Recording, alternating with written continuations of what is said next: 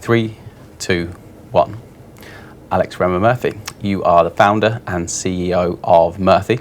You are the chairman of the Care Innovation Hub. You were previously the CEO of the Care Workers Charity and now a trustee, and you're also an advisor at a handful of other exciting organisations. So welcome to the Care Home Show. Thanks, bud. Appreciate it. Real pleasure to have you here. So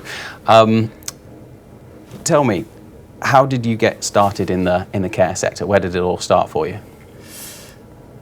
So my background's in startups. I've always worked on stuff that's to do with quality of life in older age, specifically around social isolation and loneliness. So I've always had that social angle. My grandma spent 12 years in a care home, in a Bupa home. Mm-hmm. It's their largest home in Battersea. It's like 180 beds. Wow. So I've spent a lot of time visiting grandma with the staff, with the relatives and different residents. And that's what really opened my eyes to the care sector and where I figured I wanted to do my next venture. Got you. Okay, understood. That kind of answers this question to a certain extent, but I'll ask it anyway. So why is what you do so important to you personally? Having spent a lot of time in previous startups with focusing on quality of life in older age and understanding about the loneliness and social isolation piece, and then translating that into the care sector, it felt like an incredible opportunity to address.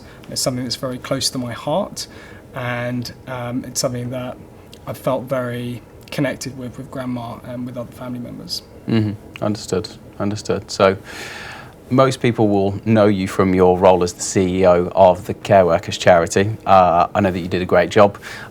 Tell me about that journey, because it's a great story, but kind of unpack that for me and just explain kind of how it all came together and some of the successes that you had whilst you were in that post. So I've always been, I think, entrepreneurial, starting with some quite questionable money-making schemes in my youth, which we won't go into, to studying technology entrepreneurship at Surrey University. Technology entrepreneurship with business and IT, quite a mouthful, but really interesting as a course. And then being in startups ever since. And those startups were typically aiming to address quality of life in older age. These are startups that exited to the NHS, to Age UK. One of them, we got together, came out of the accelerator Entrepreneur First, and there was a group of us that wanted to build tech for our grandparents. So we built a set-top box that converts an older person's TV to a really simple video phone. So think Skype for grandparents on the TV. We won a ton of awards for innovation and social good. We were invited to the palace to demo to the Queen. Wow, okay. So would you believe it, the Queen actually used SpeakSet, which was our kit. It's a video call. Amazing guy, John, one of our users in Stoke. So it was at that point that the NHS came to us and said, we would love to use this technology to connect doctors and nurses to vulnerable patients at home. So what is now known as telemedicine and video consultations, the likes of Babylon and others. Mm. And we spent about a year, I think we were blinded by the lights of the NHS. So we pivoted away from this kind of consumer lovely grandparent model to we're now going to be B2B through the NHS. And we spent about a year banging our head against a brick wall trying to scale a startup in the NHS.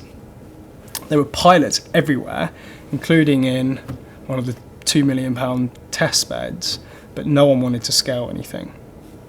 So in the end, we exited the company to the NHS. I was looking for my next thing to do. I knew it was going to be in the older person space.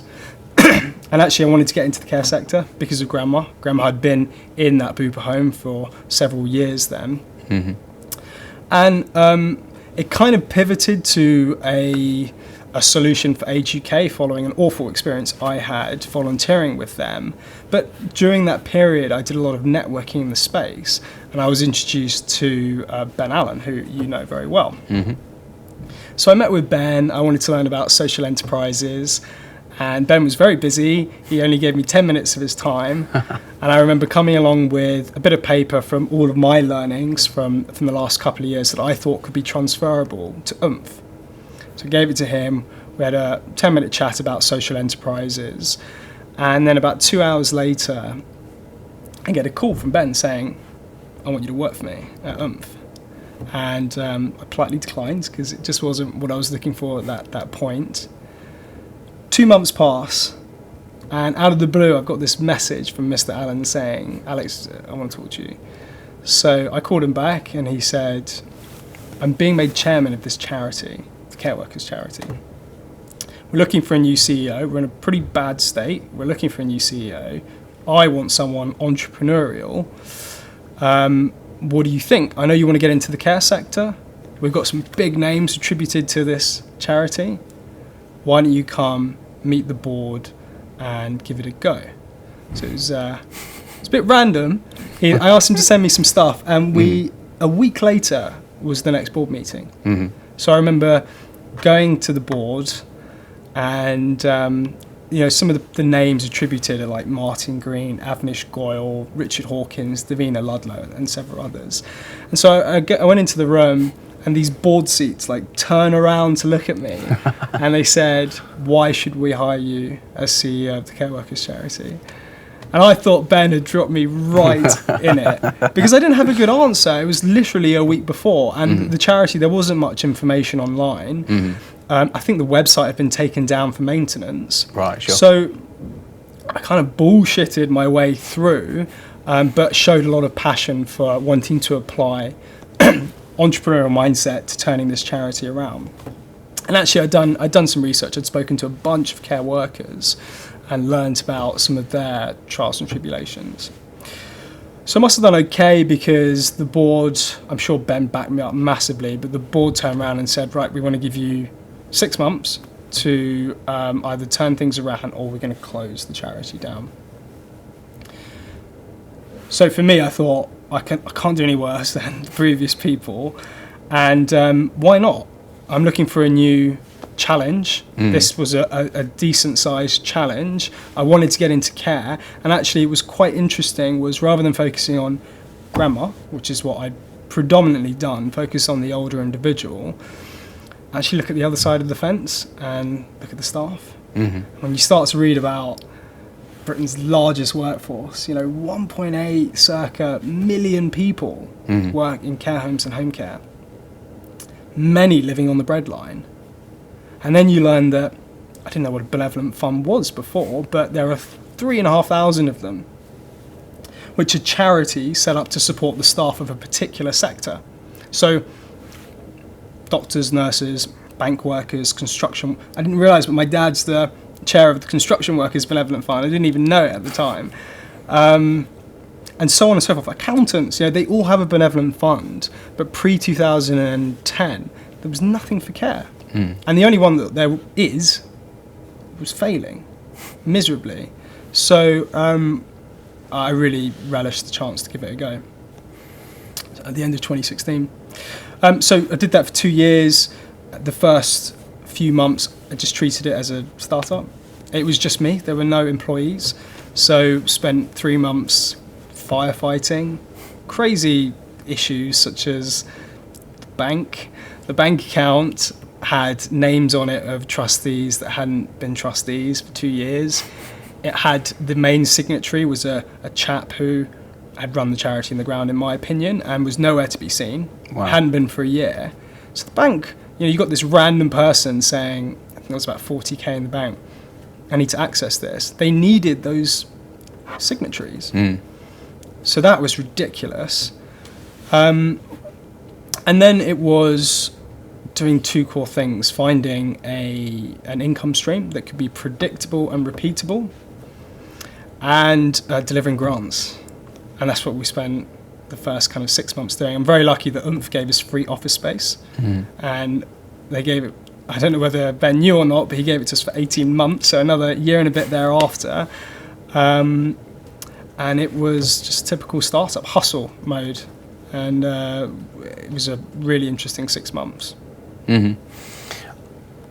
It's fascinating how such a fortuitous but somewhat random set of circumstances presented Absolutely. you with the opportunity. And I mean, I know for you it's been a pleasure to do it, albeit obviously it's been tough and you've had to start from almost behind zero because of where the charity was and things like that. But yeah, you did take it on quite a journey over the period of time whilst you were there. So when I've read some of the impact reports, I've spent time around you and some of the other people that are involved in the charity, so getting to hear about some of the amazing work that you've done in that period of time has been very insightful and very, I think, humbling for me personally, and probably an awful lot of other people. But so connect the dots in between how that's ended up coming together to where it was, where you recently handed over the baton to Richard Muncaster. Kind of what happened up to that point.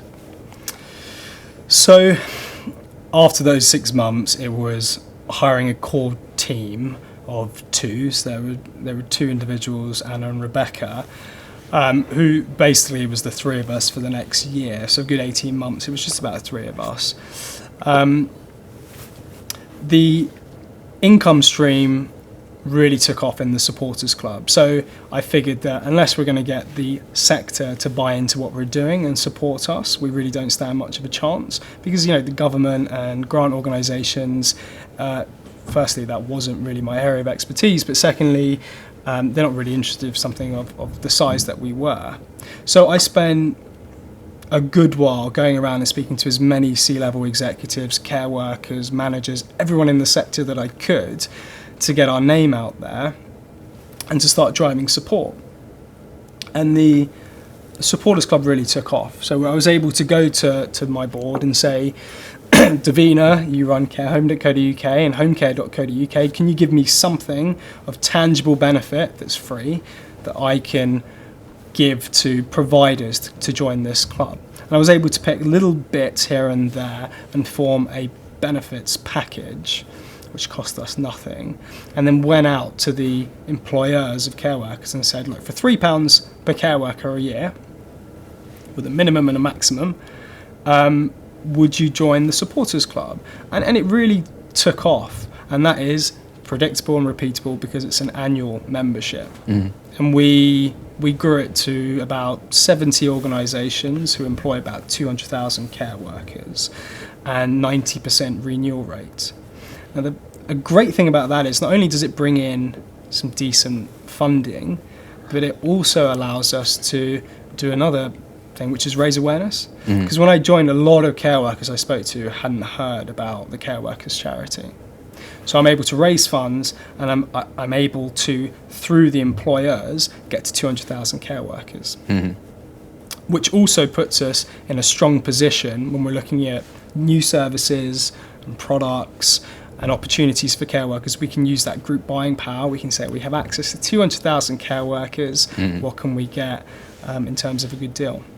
So spent a lot of time on the supporters club, and then spent a lot of time on the grants, which is the reason why we're there. And in those first 6 months before Rebecca and Anna came, I was doing everything. So I was receiving the applications, humbled massively by some of the things that I read, and I was delivering the grants, doing some of the filming for video. So it was a really interesting experience for me to be part of all aspects. And actually, it set us up to succeed over the following 18 months. So it's something that I would suggest a lot of people do to get on the ground and work in all aspects of the business. I'll pick one story out just to try and bring it to life. A lady called Vienna approached us in early 2017. So she's worked in care, she's mid-50s, she'd worked in care for over 10 years. She suffered of rheumatoid arthritis and had done for some time. It was getting progressively worse in her feet, that she was finding it more and more difficult to step into and out of her bath at home. Now, come January, when she applied for a grant, she stopped being able to wash herself. Oh. Now, this had a knock-on effect on her work, on her self-confidence. She stopped going to work. She dropped out of her social circles. She even stopped going to her church choir because of fear of what her friends, her family, and indeed the people, the residents in the care home that she cares for, would think about when they hug and smelt her. And that was that it really got to me, and that was one of the stories. It's one of hundreds that we tell to really bring to life the power of what a £500 grant can do. Because I was the decision maker, I was the only person. I got that application, we turned it around in days, and we awarded the money, and we actually awarded more than £500 to convert her bath into a walk-in shower. Sure. She was back at work a week later. She was happy, and I actually went to do. We turned it into a case study, and I did the filming. Firstly, she was incredibly surprised when I turned up at her door, because she was expecting, I don't know why, some middle-aged lady. Right, is what she was expecting. She was really surprised to see me at the door. And we had loads. We hadn't spoken on the phone, thankfully, otherwise I'd be a bit concerned. But we'd had loads of emails back and forth. And she just broke down in tears when she saw me and said, "You just don't understand what it's done." And it was that really helped me over the next 18 months to try and do better and succeed for the charity. It's so like, it's such a good example of a real world set of circumstances where if you are if the world in which you're living, if you don't have available funds to be able to kind of make those shifts in your life, can have such a negative impact. I can imagine for you personally, that's like fuel, isn't it? Because it's like, okay, so this is happening all over the country to the people that are ultimately looking after the vulnerable people in our society. We need to be able to, as you say, do a better job of serving them. And it's, I've sat and listened to your kind of impact reports and stuff like that, and I get choked up because I'm getting emotional about it and stuff. But it is such an important job. And yeah, you've got it to a point where, I mean, it was going to get shut down.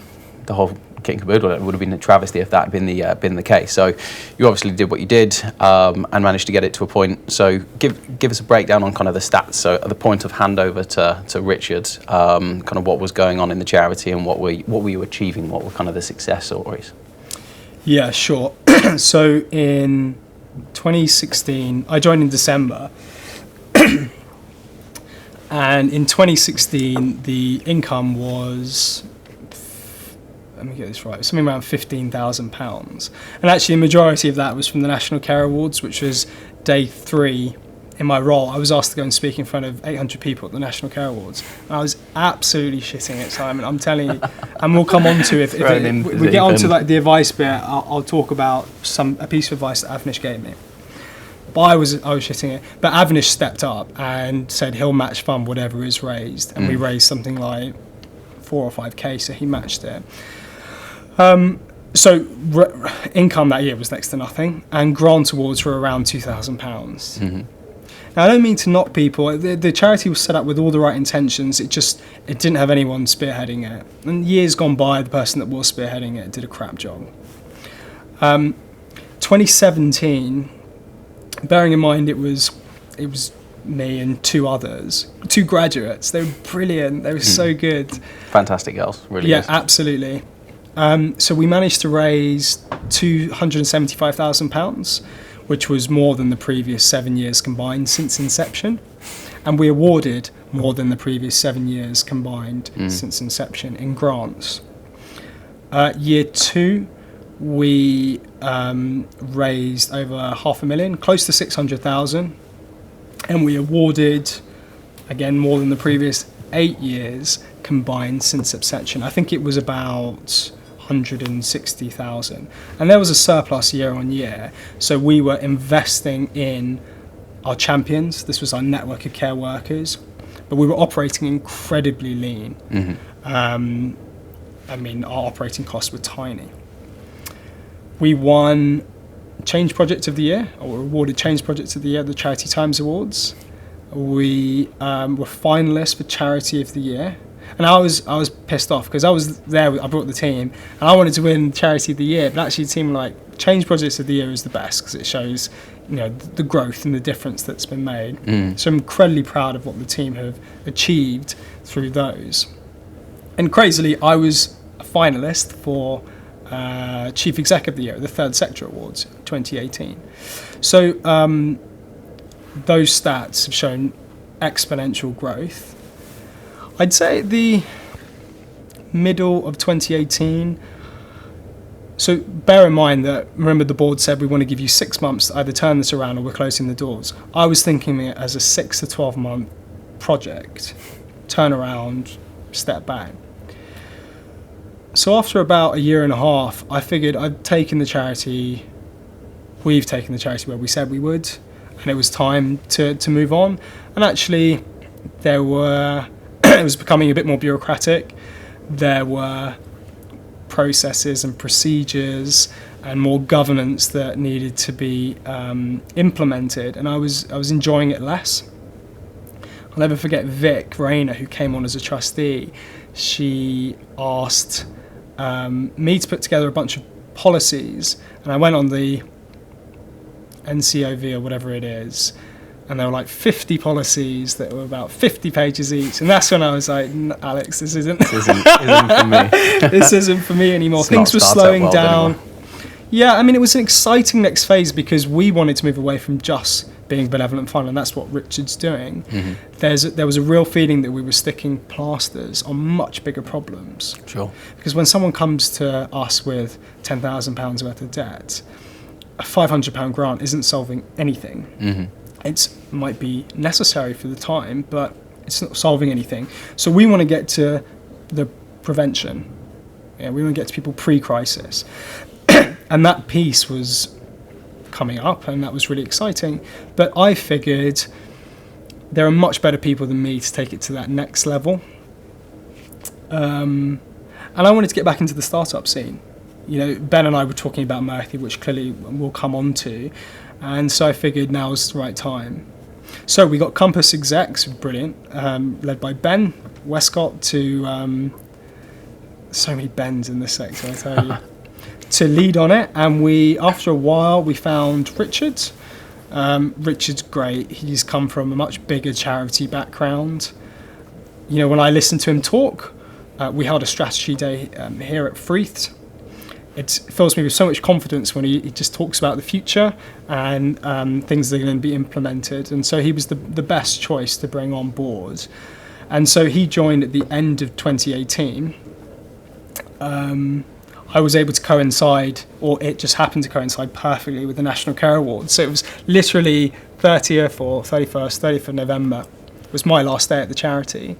And I always get asked to speak at the awards, so I was able to plug Mirthy. Oh yes, perfect. Shamelessly, and then introduce Richard, which was brilliant because then you had 800 people. It's a perfect handover, isn't it? Exactly. Couldn't be any better. Yeah, you can't get any better. Mm-hmm. I then supported for 6 months, 2 days a week as just a consultant to support Richard, to support on the fundraising side, and then step back and now trustee. Mm-hmm. It's one hell of a journey. Yeah, it's really interesting. I'm so proud of what we've done with the charity. I feel very paternal towards it. Where it will be in a few years' time will be very different, I suspect, to where it is now. And I honestly think the sky's the limit. But I hope it doesn't, I don't think it will, but I hope it doesn't lose that entrepreneurial mindset or DNA, because I think I know that's been a huge recipe for our success. Mm-hmm. Even though the sector and the C-level execs within care are 50s and 60s of that age bracket, I've seen smiles on people's faces. I've seen a real energy that they get when people like us and Ben and the others are with them, mm-hmm. and coming up with new ideas. And I'm not saying Richard's not our age or anything, but it's that mindset, it's that spirit, it's that energy that I hope doesn't get lost, mm-hmm. with the charity, because it's certainly helped us succeed. A lot of that energy will be part of the fabric and the DNA of the charity, and I doubt Richard will lose any of that, if any. So obviously he's going to come in with a different style of energy, and again, I mean, it's his role to take it out of that kind of startup phase and turn it into kind of a more mature organisation and things like that. But yeah, as you say, part of the foundations there are that entrepreneurial DNA and things like that. So it will be interesting to see how that's used effectively and things in the future. But I was very honoured to get involved in a steering committee for the CWC to kind of plan out what the future looks like. So I've had the pleasure of, I guess, getting a bit of an insight into the future of the charity, and things look good. And as you say, it's exciting time for the charity. So yeah, you did a great job, and it wouldn't be anywhere. It wouldn't be what it would. It wouldn't be today what it is without obviously the effort and the hard work that you had to put into to get it to where it is. So good man. Thank you. I mean, I utilised the network crazily. So I got so much help. I mean, a silly example is I'd never done payroll before, and so Avnish was just like, well, we can do it, a Hallmark. So to this day, I think Hazel, who's his payroll manager at Hallmark, still does payroll. And there are loads of examples where people have helped us out. So yeah, absolutely. Thank you. But it was a team effort. So it always is. Yeah, I don't think anyone's like the idea of an individual kind of success and things like that. There's always a team of people behind them, isn't there, to get them to where they want to be. So before we move on to Mirthy, we definitely need to have a good conversation about that. You're also involved in the Care Innovation Hub, which has obviously had its incubator process quite recently. It was a few weeks ago, right? So unpack that for us. Explain kind of in some detail how it came about, and then kind of what you've achieved as one of the co-founders and the chairman. Yeah. So there's four of us. There's me, Ben Allen, Ben Wilkins, and Ash Coyle. We got together. I think it was at Ben's birthday. And we decided we wanted to see more young people, entrepreneurs in innovation come into the care sector. It's a rather unsexy sector, but it's rife with opportunity. And I know when I was at university, I knew I wanted to get into startups. But at uni, I wasn't thinking about the care sector, not even a little bit. It just so happened that I kind of found my way into that. So I wanted to make that opportunity available to other people. And we really just threw something at a wall to see what would stick. In 2017, with, I think it was about £5,000, the four of us set up the Care Innovation Challenge, which is an incubator for the care sector. So we won a weekend hackathon program where in 2017, we took students from across the country to come and address some of the biggest challenges in care by coming up with solutions, prototyping their ideas, forming teams, and then pitching to us as judges. We had something like 24 students. We then selected finalist teams to receive mentorship from the four of us and to go through to the final. And we were pretty well connected, and we managed to get the Department of Health and Social Care to support, which was amazing because it's a great name, and they hosted the final as like a Dragon's Den style pitch where we had some big names in the care sector as judges, and we chose a winner and two runner-ups. Now, key learning from last year was if you get students in a room, they're going to come up with amazing ideas, and I'm talking one chap turned up with his soldering kit and in 24 hours had turned a Smint packet into a fool's sensor. It's amazing some of the stuff they came up with. Amazing. Incredible. But with all the good ideas they came up with, they then go back to university and finish their exams. So we actually only had one idea. So the winner is now working for a company within the startup scene, within the care sector, sorry. But one of the runners-up was a company called Streamcare that formed, and they're live with care homes now. So that's our success story from last year. They came up with an off-the-shelf mat, which is a pressure sensor. It sits under residents' beds or between the mattress, and it monitors sleep. And it connects to a digital dashboard which they've created, which sits in the care home office. Now what this hopefully does is negates the need for a care worker hour on the hour to open a resident's door, light comes in, noise wakes the resident up just to check that they're alive and sleeping okay, not falling over.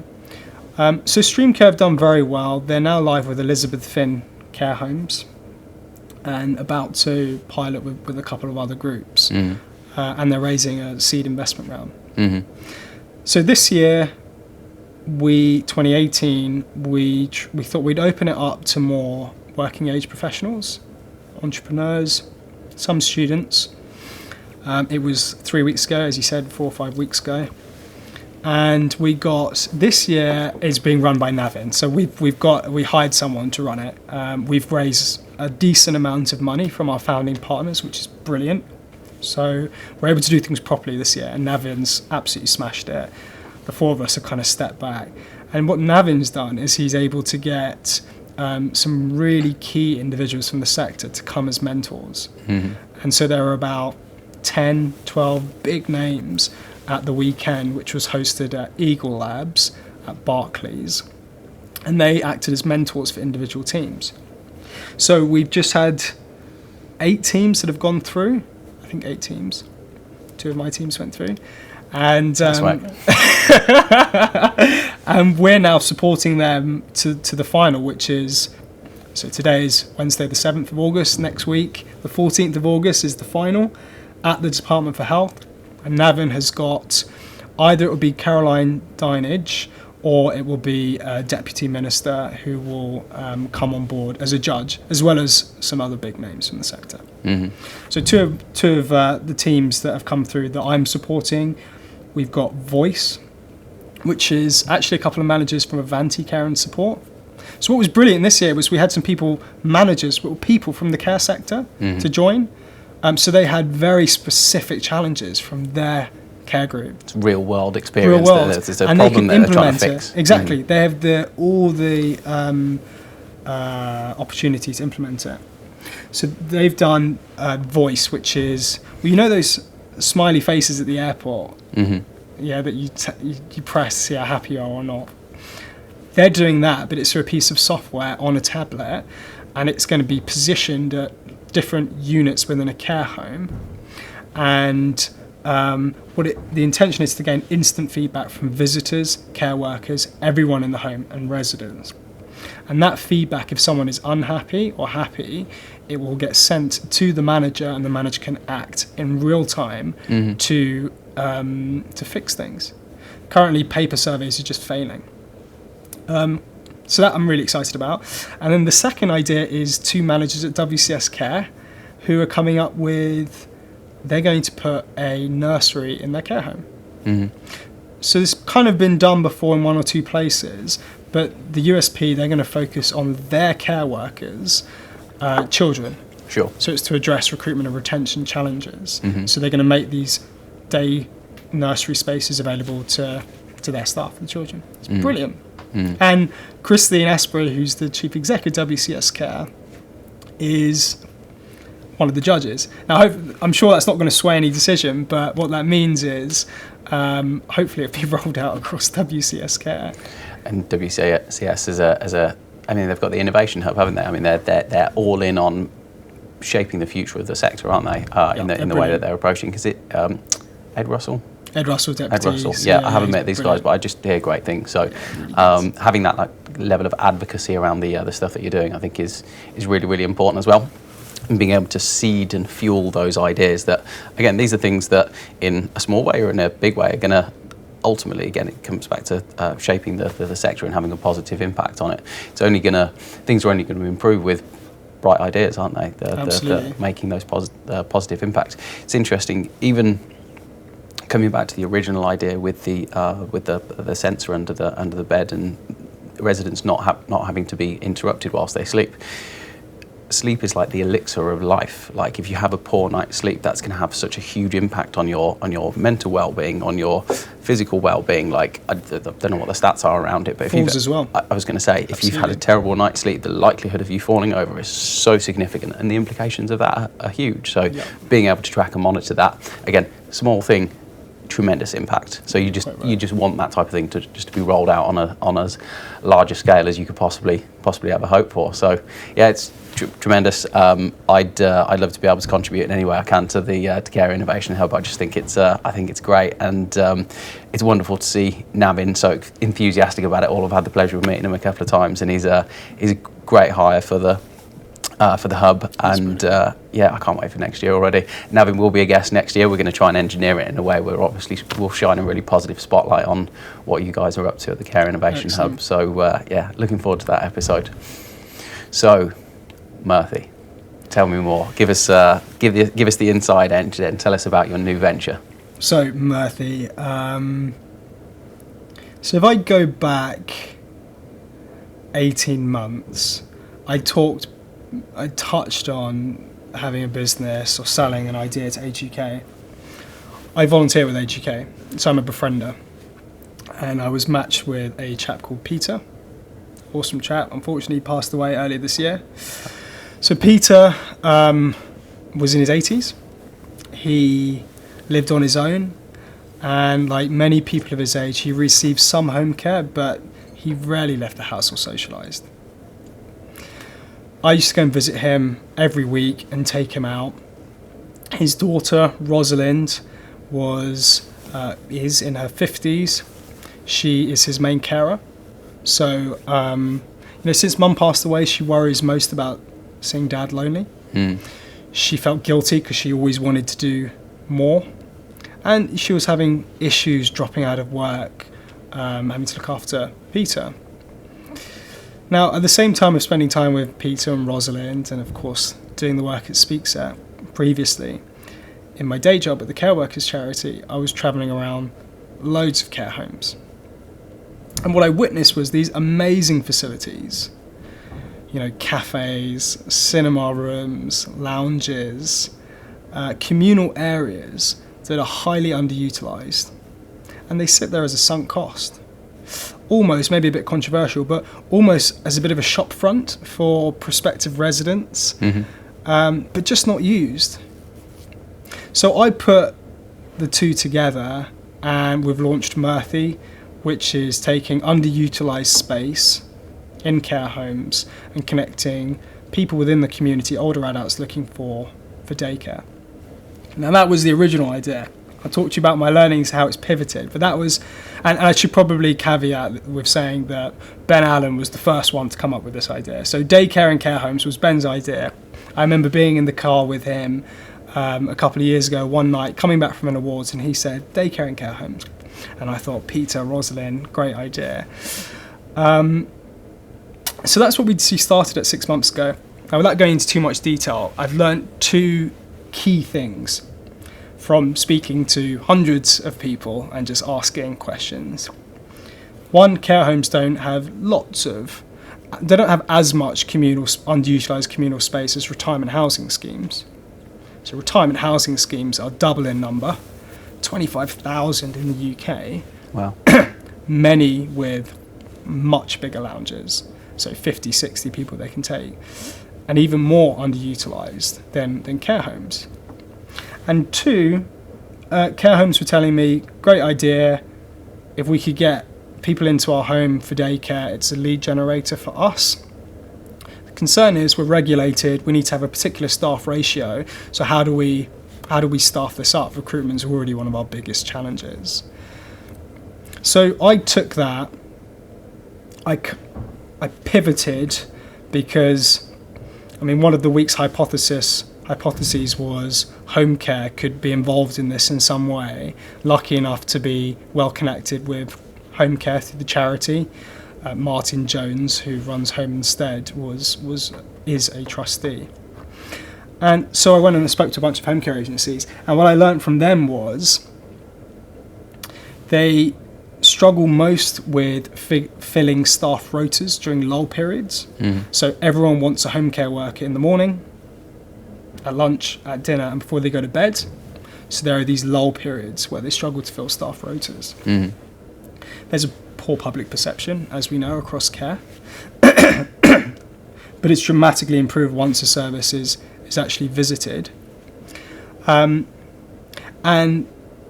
they're very good at one-to-one care, because that's what they're there to do. They're not good at the loneliness and isolation piece. They're not good at group activities, because that's not what they're there to do. So their clients have a huge unmet need. So you take older people like Peter, carers like Rosalind, of which there are 2.4 million people in the sandwich generation, sandwiched between looking after dependent children and elderly relatives. Underutilised assets in retirement housing schemes and care homes, and underutilised assets in home care, in care workers, where they've got lull periods.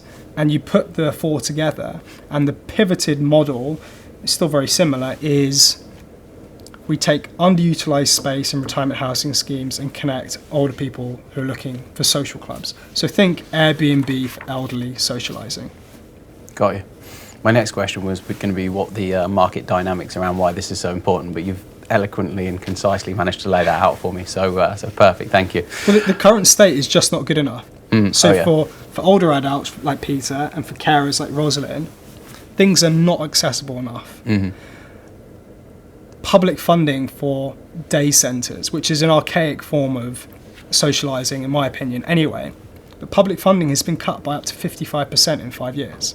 So this is some of the only lifelines for older people to socialise. It's not accessible enough, it's not affordable. Transport is a real issue. Carers like Rosalind are struggling with mental and physical stress, and 1 in 5 carers like Rosalind drops out of work. So the current state is just not good enough. 1 in 5, wow. 1 in 5.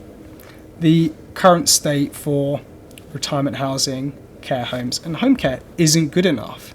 They've got unmet client need. They have recruitment and retention challenges, and there's lost revenue. If a care home or retirement housing scheme has huge space available, that could be a revenue generator. So that's the market dynamics. It's not good enough, and our model is to take underutilised assets and make use of them. It's quite simple. Makes a lot of sense. And what's the vision for Mirthy? What does that look like? Our vision is to bring joy and happiness to millions of older people every single day. We begin that journey by building a marketplace that's going to connect older adults into spaces for socialising. But our longer term mission is to build the marketplace for older adults' social and care needs. Makes a lot of sense. And it fits in with that market dynamic and why it's so important. I know that one of your kind of big areas of fascination is the social isolation thing. I guess that's kind of a consistent, so it's very congruent for you to be doing exactly what you're doing. And what specifically are you doing at the moment? What kind of stage are you at in kind of achieving that vision? So we're 6 months in. It's been learnings for me. The last 6 months is just talking to as many people as I can to learn from them, and to pivot the model based on what people need. We're at pre-seed stage, which means it's very early stage. We've built an MVP, which in startup terms means minimum viable product, which is a crappy website, but at least it's live and people are using it. Now the model is retirement housing scheme gives us their space.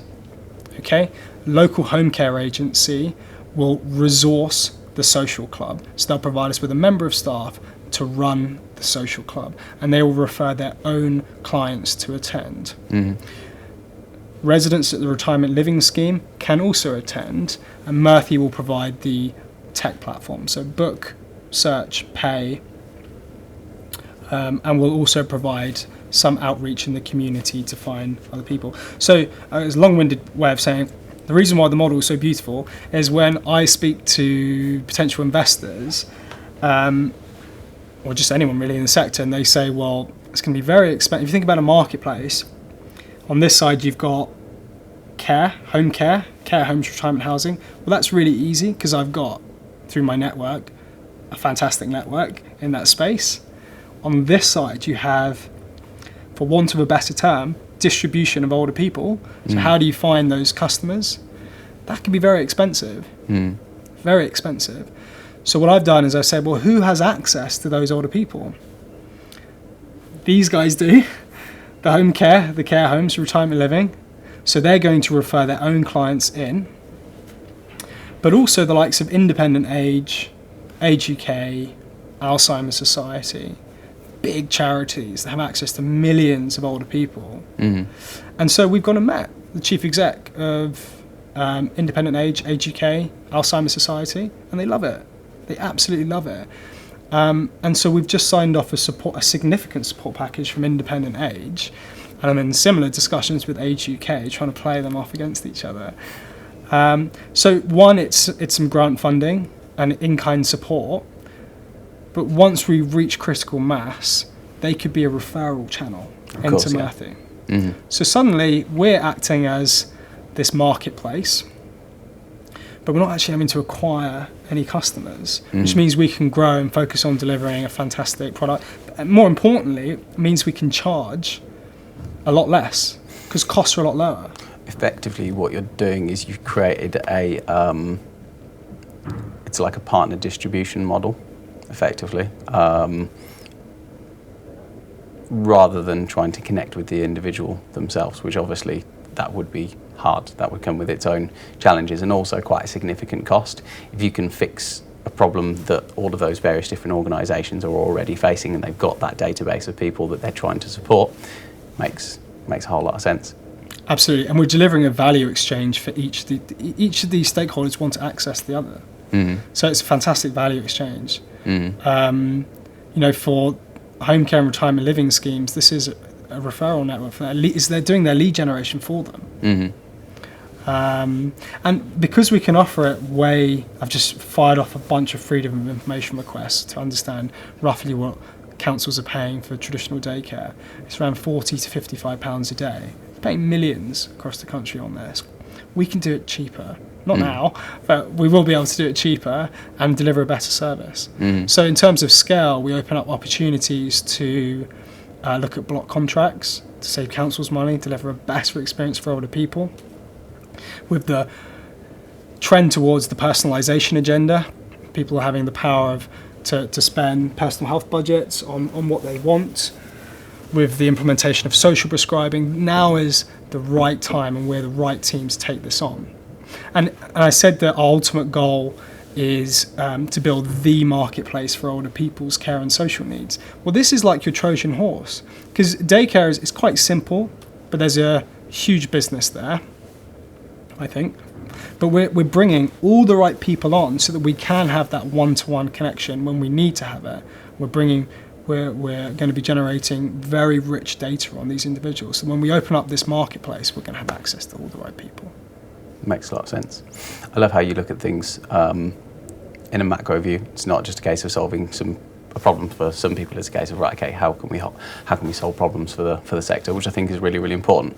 You've got to think big. You've got to be bold in what your approach is. But albeit you've got to start with an MVP and go and take it to market and go and test and measure and all the important stuff to get yourself to that mass market scale. But they're nationwide problems, maybe even international problems as well. That obviously the dynamics would be different. But yeah, you always impress me with everything that you're involved in. I certainly class you as a high performance individual. Your energy is fantastic, and everyone that I know that knows you is very much of the same opinion that you are a very high energy, high performance person. So I'm interested here. So tell me, what's your definition of high performance?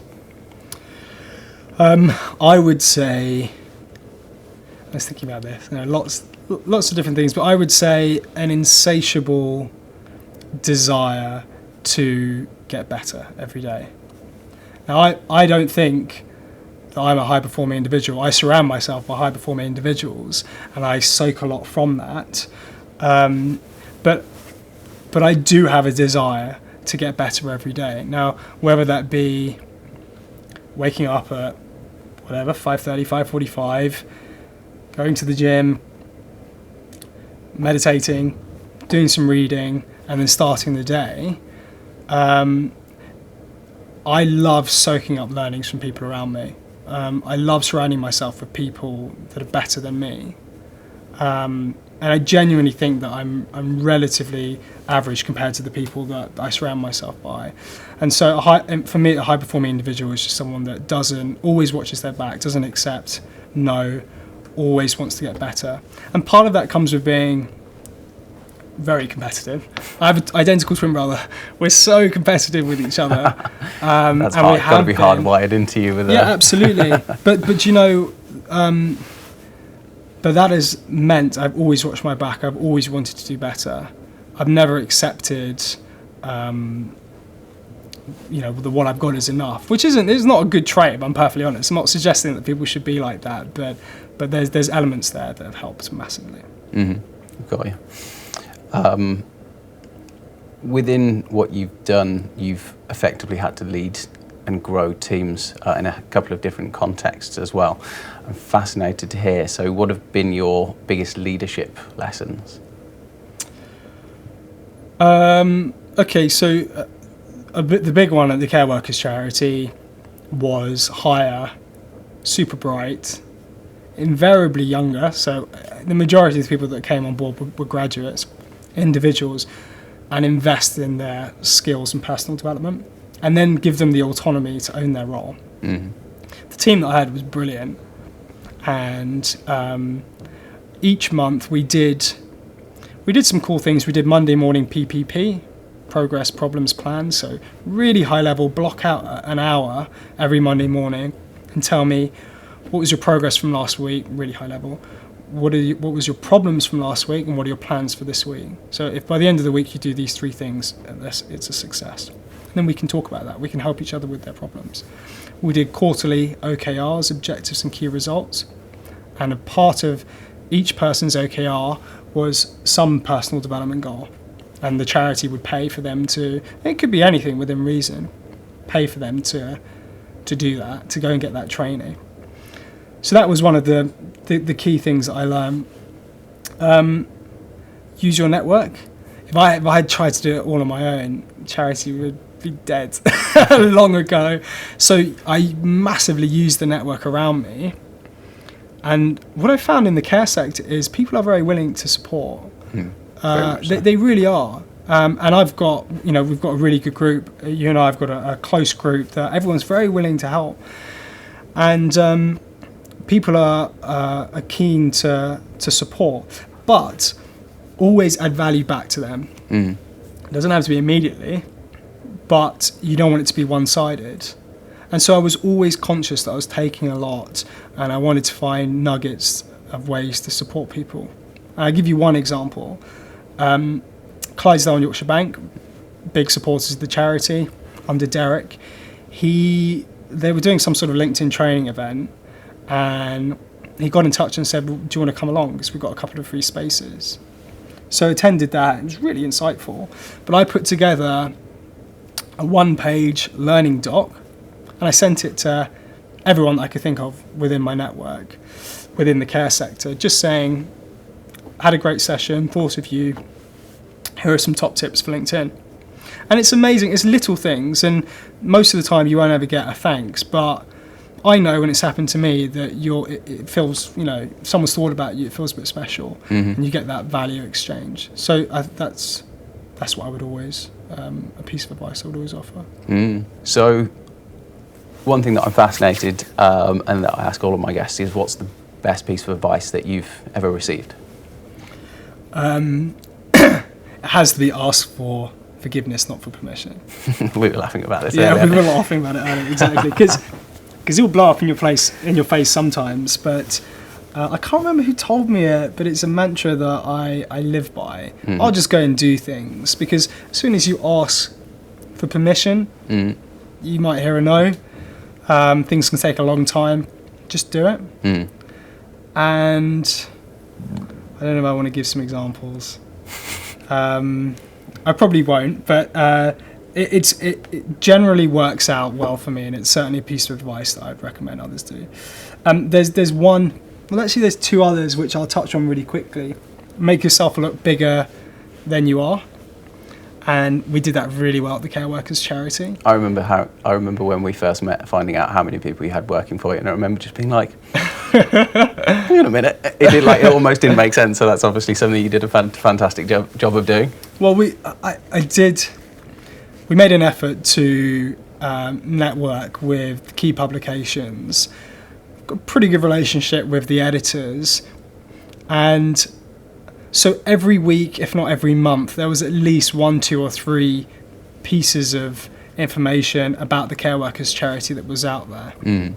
I asked every one of our supporters club members to put the logo on their website, which has a backlink to our website, which serves 2 purposes. 1, everyone that visits their site sees the Care Workers charity logo. 2, you've got these huge websites that receive lots and lots of visitors that Google sees as experts in their field, that suddenly has this little Care Workers charity logo with a backlink to the website. Means Google says, oh, the Care Workers charity is obviously reputable, so we're going to up its SEO score and make it more prominent. Because you are who Google says you are, as far as a perception is concerned. So those backlinks, it's important stuff. That's an important SEO learning for anyone. Exactly. And then, this, I got, I don't know how many, 1,000 of these. I didn't really know what we needed them for, but you'll see loads of people that wear them now. I see people that I've never met before wearing them. So it's a combination of all of that, to your point, when people hear of the Care Workers charity, they think they're much bigger than they are. And a great example is David, I think it's McHattie, who's the head of healthcare at Barclays. Yep, David's a good guy. Paul used to be retired. David came on board.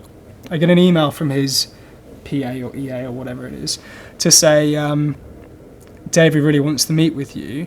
Can you do these times? So I met with him, and he obviously did his research after the meeting was in the diary, because when I met, he didn't say it in these words, but what he basically said was, you've done a fantastic job of making yourself look bigger than you are, because I've done some research. And he didn't say it like this, but it came across as if I'd known you guys were like a £500,000 charity or as small as you are. I don't know if I would have asked to see you.